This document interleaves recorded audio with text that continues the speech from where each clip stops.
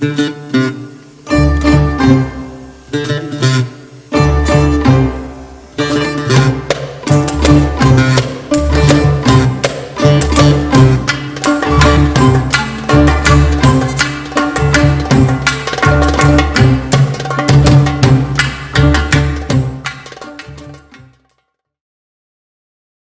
deuxième chapitre a pour titre Le labyrinthe.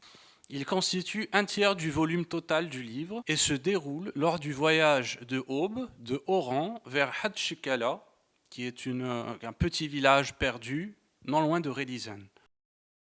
C'est le lieu où sa famille a été massacrée, où sa sœur a été tuée et où elle-même a failli succomber à ses blessures suite à son égorgement. Certaines parties des sous-chapitres de ce grand chapitre racontent son départ de la ville d'Oran à bord de son véhicule et un fait qui pourrait paraître anecdotique, c'est-à-dire qu'elle se retrouve coincée derrière un véhicule à bord duquel il y a deux jeunes hommes qui l'agacent. Je crois même qu'elle raconte un crachat ou quelque chose de ce type.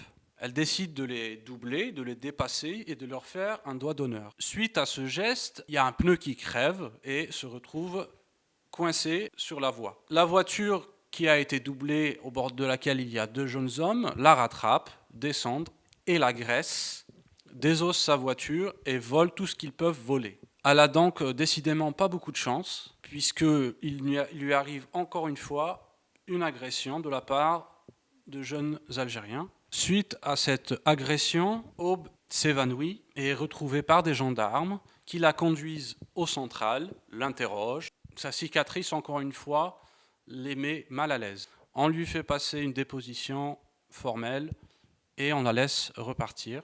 Il s'agissait donc de moments d'action, mais qui ne va pas au bout, puisque ça la remet un peu au stade initial, qui est de se retrouver au bord de l'autoroute.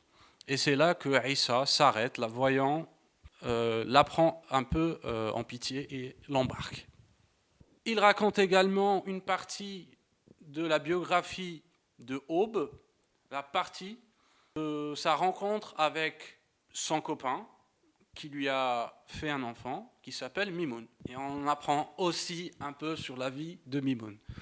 Et pour ne pas simplifier les choses, Kamel Daoud a choisi de jouer sur les chronologies, en commençant un peu au milieu du voyage, et de repartir en arrière avant de conclure sur l'aboutissement du voyage, qui, sans grand suspense, finit par aboutir à Hadshikala, qui était le projet initial. Ce chapitre raconte également la manière dont Aube est tombée enceinte, sa rencontre avec un jeune homme qui s'appelle Mimoun, qui a à peu près de son âge, décrit comme ayant un torse développé et des jambes frêles, bon nageur, pêcheur, qu'elle a d'ailleurs rencontré sur la plage des Andalouses. Il est orphelin, son père était gendarme et a été victime d'une attaque terroriste qui le tua lui ainsi que son épouse, et détruisant tous les biens qu'il avait. Si bien que Mimoun se retrouvait donc orphelin, sans maison, et il trouva refuge au bord d'un complexe touristique vacant sur la plage des Andalouses, et devint pêcheur grâce à une chaloupe qu'on lui proposa et qu'il surnomma Al-Bouraq. Bouraq, pour ceux qui ne le sauraient peut-être pas, c'est le nom du cheval du prophète Mahomet. Ceci me mène à vous dire que les métaphores qui sont utilisées concernant le paysage qui est traversé au bord de cette voiture est souvent inspiré par les textes des sourates du Coran. Il y a des images, il y a des évocations qui sont souvent analogues à ce qu'on peut trouver dans les textes religieux. Houri, par exemple, est un terme religieux qui désigne des femmes vierges qui vivraient au paradis et qui auraient des yeux dorés, ce genre de choses. Nous sommes donc à bord d'une fourgonnette. Côté passager, le chauffeur est un certain Aïssa Gerdi. Aïssa Gerdi est un analphabète, fils de libraire et imprimeur de livres, et il transporte lui-même des livres à bord de son véhicule. Il est issu d'une lignée de savants, puisque même son grand-père est un érudit, un savant, un passionné de savoir et de livres. Issa raconte comment lui-même a subi une attaque terroriste. Il a été blessé à la jambe lors de cet accrochage avec les terroristes. Il y a survécu miraculeusement, contrairement aux 19 gendarmes qui ont été pris pour cible avant lui. Et la mission qui lui a été confiée par l'émir des terroristes était de partir et de raconter aux gens ce qui s'était passé. Il était donc le véhicule d'une parole des terroristes et de leurs exactions barbares, effrayantes, c'est le cas de le dire. Issa a 40 ans. Il était donc à l'époque des faits âgé de 25 ans, ce qui lui permet d'avoir une certaine hauteur de vue et une compréhension des choses, ce qui n'est pas le cas de Aube, qui était trop jeune pour pouvoir avoir un regard global sur l'Algérie et les événements de la décennie noire. Ce chapitre permet d'élargir les horizons et permet à l'auteur de raconter les événements sur une échelle un peu plus nationale et un peu plus politique. Ceci est entremêlé de passages biographiques sur le rapport au livre qu'a eu le père de Issa, et il me semble que le personnage de Issa est celui qui se rapproche le plus de Kamal Daoud et de ses affects. Je m'explique. Il y a des descriptions quasiment sensuelles de l'objet livre, comme un objet sacré. Que ce soit les odeurs, que ce soit la typographie, l'encre, la trace, l'écrit, a une valeur spirituelle. Sur un autre plan, il y a une question un petit peu philosophique qui est évoquée par le discours de Issa vis-à-vis de la vérité et de la mémoire. La thèse de Issa, qui est, rappelons-le, analphabète, donc incapable d'écrire et de faire circuler sa connaissance des faits et des dates et des circonstances des attaques terroristes sur le territoire national, le contraint à se souvenir et à reposer uniquement sur l'oralité et sa mémoire. Par conséquent, il est un petit peu bloqué parce qu'il peut raconter, il peut en parler, mais il ne peut pas convaincre, car selon lui, l'écriture textuelle, ce qui est en objet livre, aura toujours une force de vérité supérieure à celle du témoignage oral. Il me semble que ce personnage est celui qui est le plus proche de Kamal Daoud. En tout cas, je le reconnais plus facilement parce qu'il décrit les livres avec une forme de sacralité et il considère Aube comme une forme d'écriture abstraite un peu à travers sa marque au cou. C'est-à-dire sa marque, sa cicatrice, est un signe déchiffrable par tous et incontestable. Issa conduit Aube, il l'a prise en autostop, et son idée est de la conduire chez lui, c'est-à-dire là où il habite, afin de la montrer comme preuve auprès de ses connaissances pour asseoir son discours et le rendre irréfutable.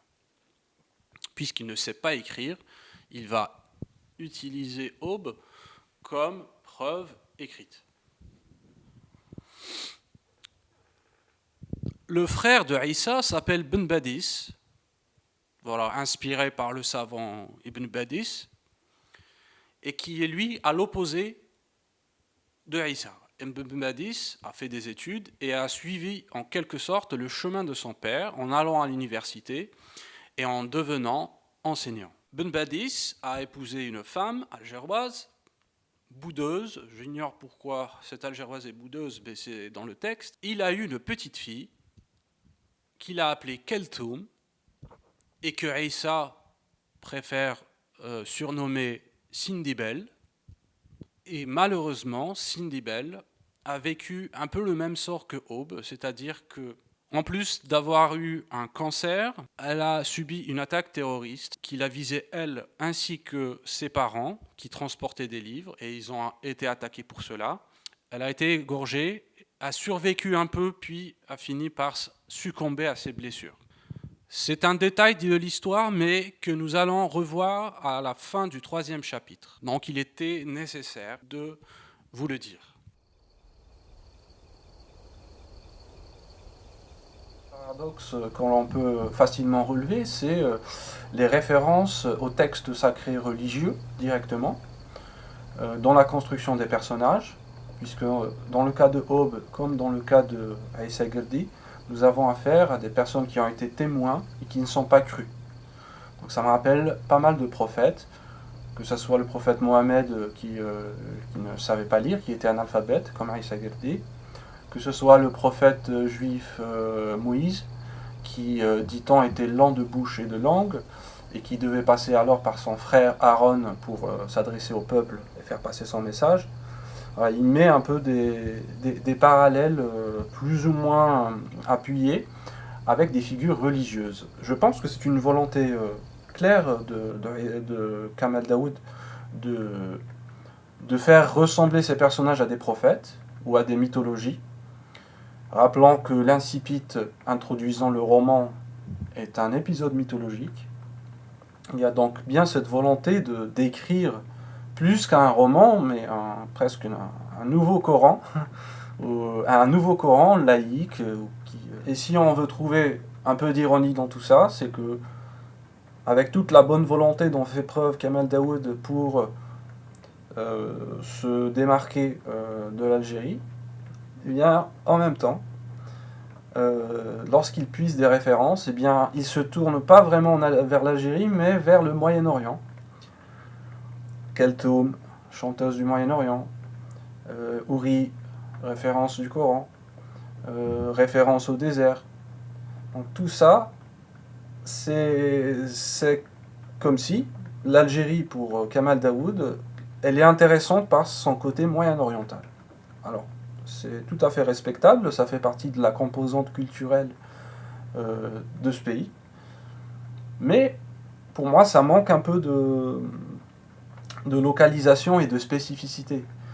J'ai l'impression que Kamal Daoud essaye de faire de l'œil un lectorat plutôt déjà acquis d'avance pour ce qui est de certaines références dorées, pour le dire comme ça, et une espèce de complexe ou de dédain par rapport à la composante culturelle qui est purement algérienne.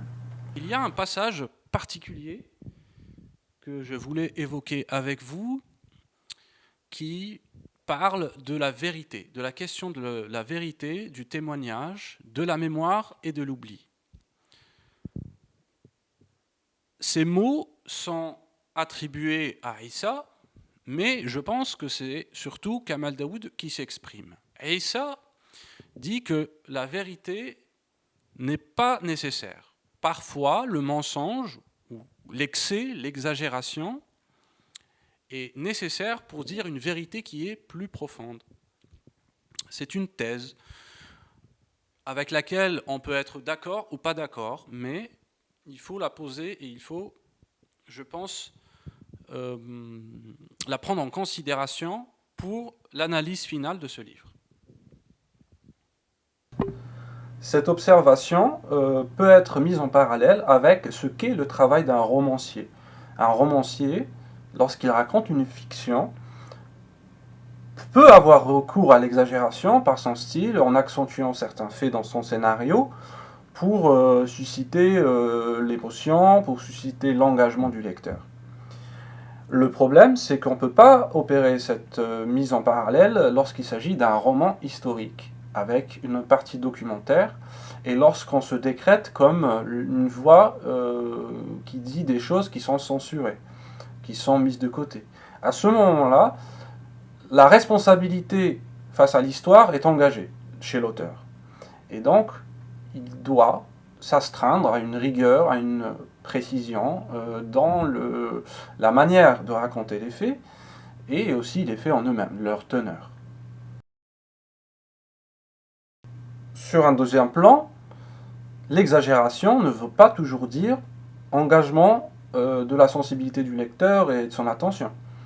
Parfois, la saturation peut au contraire provoquer l'effet inverse, c'est-à-dire un décrochage. Et c'est ce que j'ai moi-même ressenti en lisant le livre de Kamal Daoud. Les descriptions des meurtres et de violences et de sang, lorsqu'elles atteignent un certain seuil, induisent une anesthésie. Autant que lecteur, je disais, ce passage, ce chapitre, le labyrinthe, est assez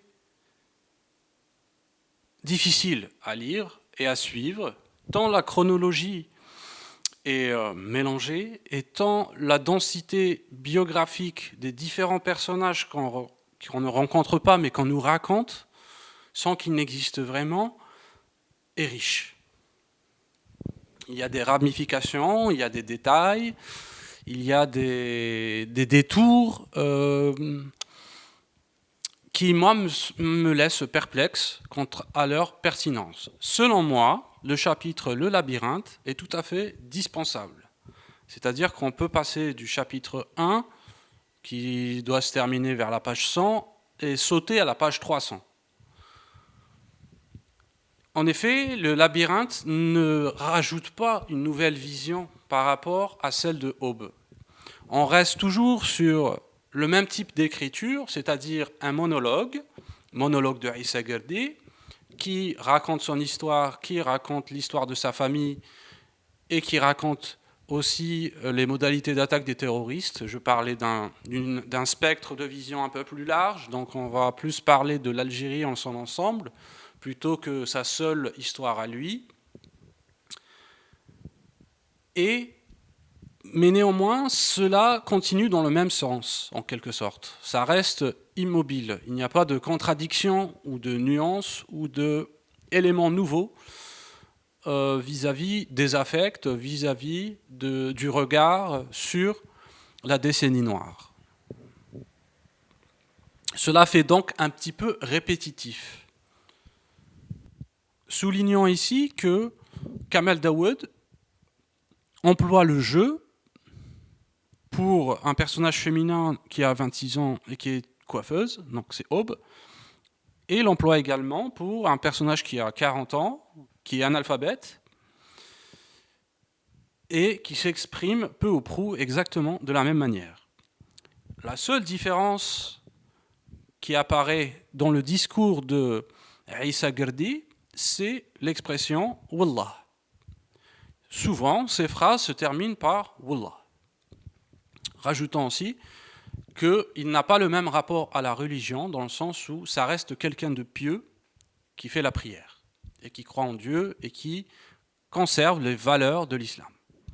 Il apporte donc cette petite nuance, mais qui est somme toute superficielle, puisqu'il partage finalement les mêmes points de vue et les mêmes conclusions que Aube vis-à-vis de la société algérienne.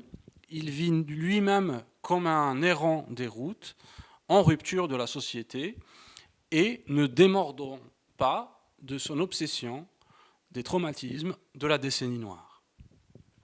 Cela n'est pas à dire qu'il faut les oublier, mais les deux ne vivent pas dans le présent et vivent à travers un rétroviseur.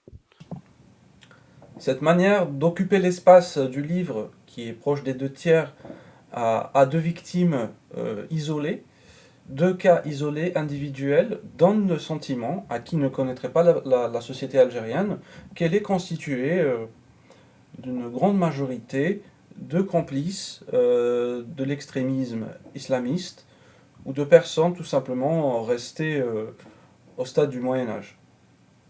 Et là-dessus, Kamal Daoud a sa responsabilité, dans le sentiment qu'il va transmettre au lecteur qui est de bonne foi, qui veut en apprendre plus sur l'Algérie et sur la décennie noire, et qui découvre que eh bien, la plupart des Algériens sont des terroristes, et il y a quelques minorités qui sont attachées au livre, ou sont des femmes qui ne portent pas le voile, et qui, elles et ils, ont souffert réellement de la décennie noire de manière silencieuse.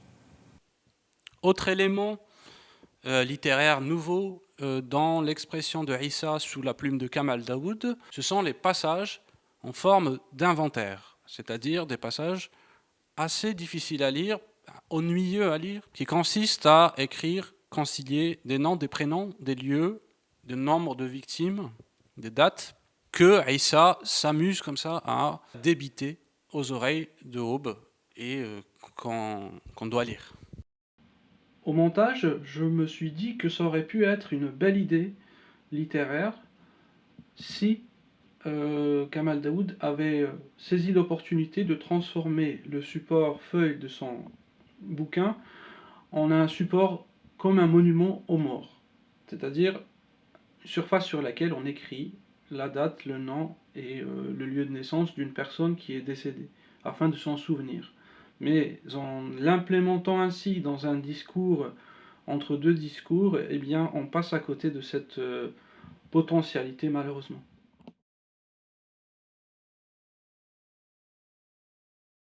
Ces passages sont un petit peu, pour moi, une forme de caution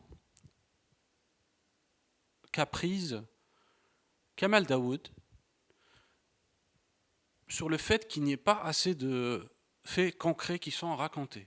Rappelons que Kamal Daoud est un journaliste, et un journaliste, j'imagine dans son métier, c'est de faire des investigations, c'est de documenter, c'est de rassembler des faits. Et comme dans son projet d'écriture sur ce roman, il ne s'agit pas tant de raconter des faits, plutôt des mythologies, comme on le disait au départ, eh bien, il s'est un petit peu protégé en agrémentant le récit d'un de ses personnages avec des inventaires tirés de faits réels, j'imagine réels. Je n'ai pas vérifié, mais je n'ai pas de difficulté à admettre que ces dates et ces recensements de victimes sont vrais.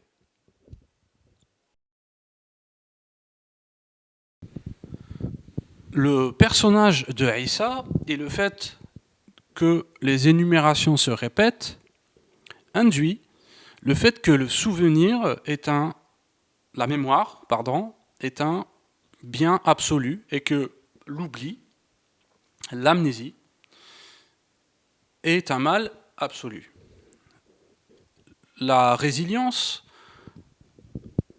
dont a fait preuve le peuple algérien lors de la décennie noire, le pardon est jugé comme une forme de complicité avec les terroristes qui se sont repentis lors de la réconciliation nationale suite au référendum de 2005 et qui a vu un certain nombre de terroristes se repentir, évoquer leur métier de cuisinier dans les maquis plutôt que celui de terroriste ou de criminel, et qui les a vus réhabilités dans la société algérienne.